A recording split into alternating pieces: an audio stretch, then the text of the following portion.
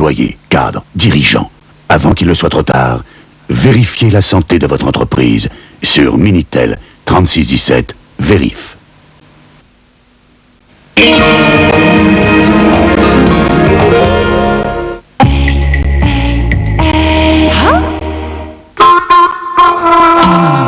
Beauté farouche, paysage maudit, rencontre sacrée. Du kilomètre zéro jusqu'au bout de la route, 4 femmes reporters vous mènent aux 4 coins du globe en quête d'émotions pures et d'images inédites. Kilomètre zéro, première étape, Karakoram Highway, un film de Dan Loustalot, samedi 13h20 sur France 2.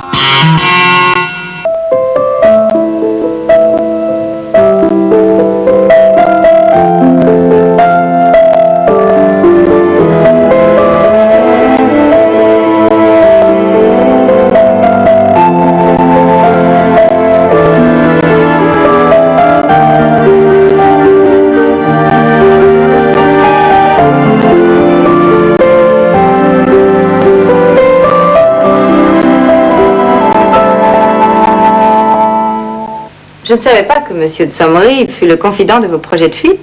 Je les lui apprenais à l'instant où vous êtes entré. Vous lui en avez sans doute dit le but. Je ne lui en ai pas donné les raisons. Je suis ravie d'être arrivée à temps pour les apprendre. Je m'imaginais que vous les connaissiez. Doit-on fuir ses amis ainsi, après 2 jours? Cela n'est pas bien. À moins que cela ne soit pour aller en retrouver de plus cher. Je n'ai qu'une chose à répondre à vos insinuations. C'est que rien ne m'appelle hors d'ici, mais que quelque chose m'en chasse. Que voulez-vous dire? Trouvez-vous la maison de votre frère insupportable parce qu'un petit accident est venu hier soir troubler votre plaisir? C'est ainsi que vous traduisez ma résolution. Qui est une offense pour nous. Car si rien ne vous appelle hors d'ici, si quelque chose vous en chasse, qu'est-ce donc, si ce n'est le déplorable état de votre frère? Le déplorable état. Claire, vous manquez de mesure. Ma décision est prise. Et je laisse à chacun le soin de lui donner l'explication qui lui paraîtra la plus utile à ses intérêts. Comme il vous plaira, ma chère. Mais sachez que si cette explication est malveillante, vous m'aurez mise dans l'impossibilité d'y répondre. Je n'attends de protection de personne. J'en ai pas besoin.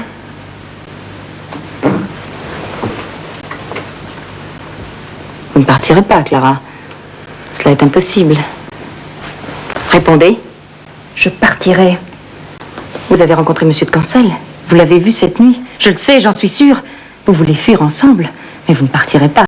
Vous m'écraserez sous les roues de votre voiture. Mais Claire, vous êtes folle! Un mot, et je verrai ce qu'il me reste à faire. Partez-vous avec lui, oui ou non? Je pars seule. Et je ne reverrai jamais Monsieur de Cancel. Du moins, volontairement. Volontairement? Sans doute puis-je le rencontrer malgré moi, comme je l'ai vu ici, cette nuit, dans ma chambre. Ah, c'est bien cela. Il vous aime encore. Il vous aime toujours. Eh bien, sachez le traiter comme il le mérite. Rompez avec cet homme qui n'est pas digne de vous. Pour qu'il puisse mieux vous aimer.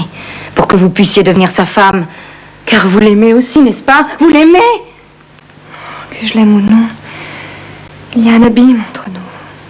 Vous vous croyez forte contre votre amour. Vous le serez un jour, un mois. Mais quand il s'attachera à vos pas, à toutes les heures, à tous les instants, alors vous finirez par l'écouter et vous succomberez.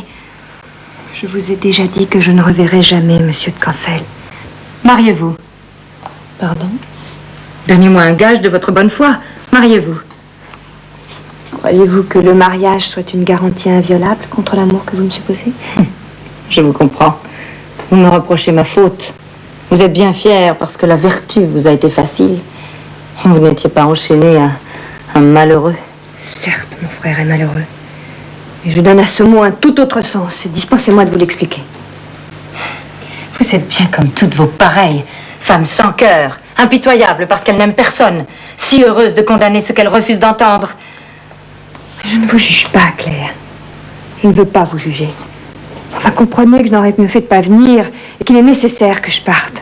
Mais il part aussi, et vous le savez. Je l'ignorais. Enfin, suis-je donc l'esclave de vos caprices jaloux? Je pars parce que cela me plaît, parce que je le dois. Mais que dirais-je à votre frère pour expliquer votre départ? Ce que vous voudrez. Vous pourrez m'excuser tout à votre aise. Oh, il ne croira pas. Bon. Eh bien, j'irai moi-même l'avertir de ce départ. Et je me charge de lui faire accepter comme venant de motifs qui vous sont tout à fait étrangers.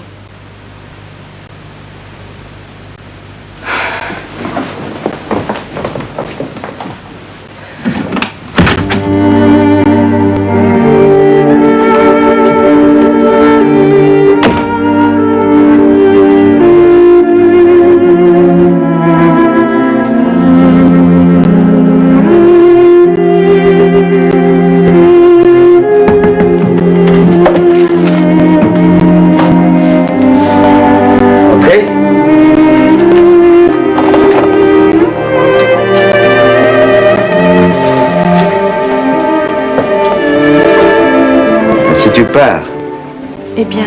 Si tu pars, je sais. Mais je sais pourquoi. Tu fais bien, je te remercie. Alors, adieu pour longtemps. Adieu pour toujours, peut-être. Mais je reviendrai.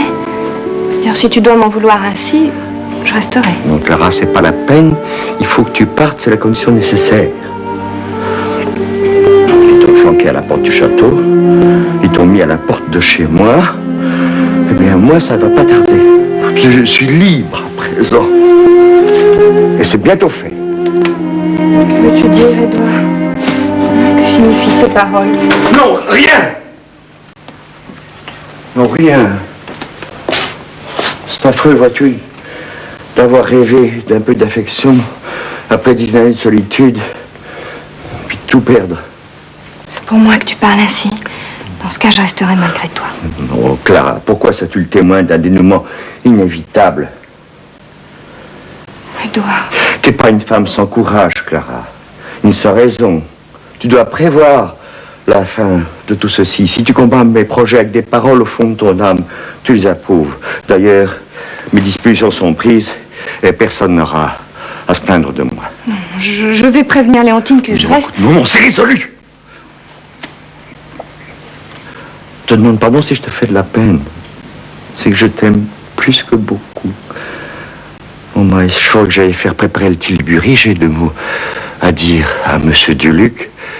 Je te verrai avant de partir. Tu me le promets? Je suis inquiète, tu sais. Ah, quelle maison, quelle maison. Qu'est-ce qu'il y a encore? Toujours grincheux. Je pars plus, j'attelle les chevaux, une fois la besogne faite, il me faut des dételés.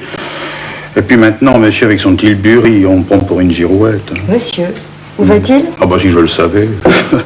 Et puis la nuit, plus moyen de dormir, des allées et venues jusqu'à l'aube. Il s'en passe des choses depuis que madame la marquise est là. Tu crois mieux de te taire et d'être discret. Il se passe peut-être des choses, mais c'est pas ton affaire, allez, va. Mais bon.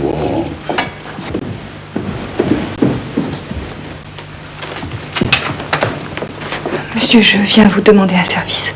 Parlez, madame, je vous écoute. Voilà. Mon frère vous a fait demander un moment d'entretien. Et je crois, je suis même sûre qu'il s'agit de réclamer votre assistance pour une rencontre avec monsieur de Cancel. Je viens vous prier de prévenir ce duel. Ce duel ne peut avoir lieu, madame, enfin, du moins pour le moment. Monsieur de Cancel serait-il parti? Non, madame. Il est blessé.